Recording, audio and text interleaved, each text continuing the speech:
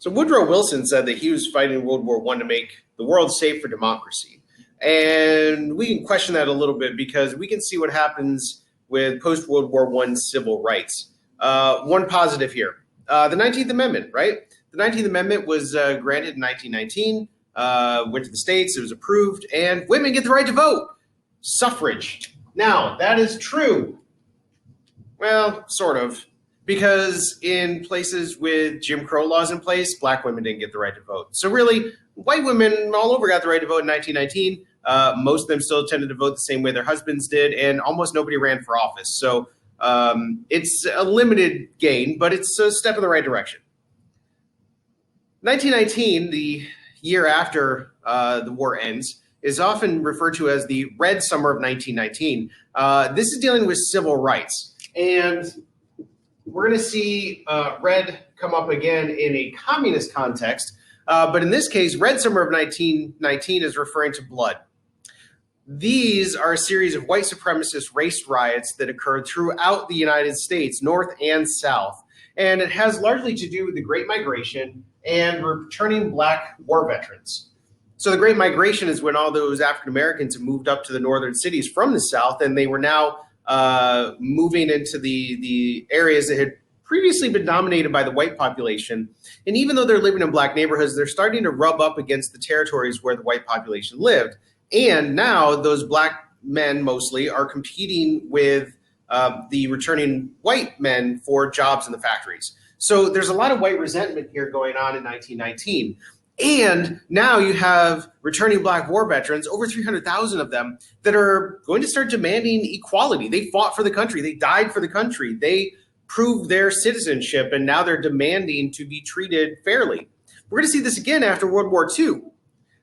In the Red Summer of 1919, there's 25 race riots throughout the country, mostly in large cities, but in also smaller towns. 80 black people are going to be lynched. 11 of them were World War I veterans. They wore a uniform. They were part of the military. They proved their citizenship, and yet they're going to be lynched because they demanded equality.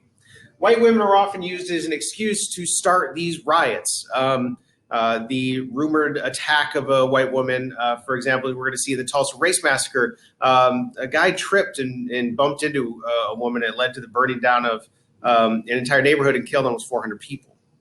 The black population is going to fight back, though. And I think this is the difference from what occurred before. Those returning war veterans are going to put their experience to use now.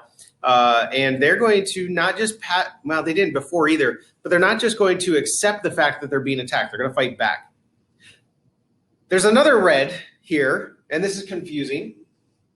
This is the Red Scare of the first Red Scare of this 1920s era. The Red Scare here is dealing with communism. Red is often the color of communism. It's the color of the Soviet Union's flag, the Chinese flag, and so forth. There's a lot of strikes and riots following World War I as the economy transitioned back from a wartime to a peacetime economy, which meant that the population, combined with all these riots happening up here, was afraid that anarchists and communists were starting to cause all these issues. And it's going to lead eventually to what's called the Palmer Raids, as there was a series of anarchists that set bombs around the country.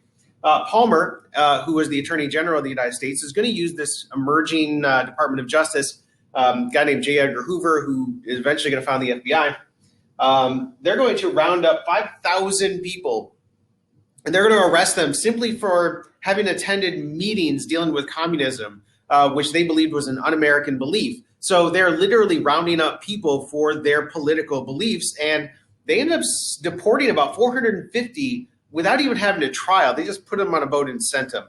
So the civil rights of the post-World War I era are complicated, and we will be looking at that more as we go through these missions.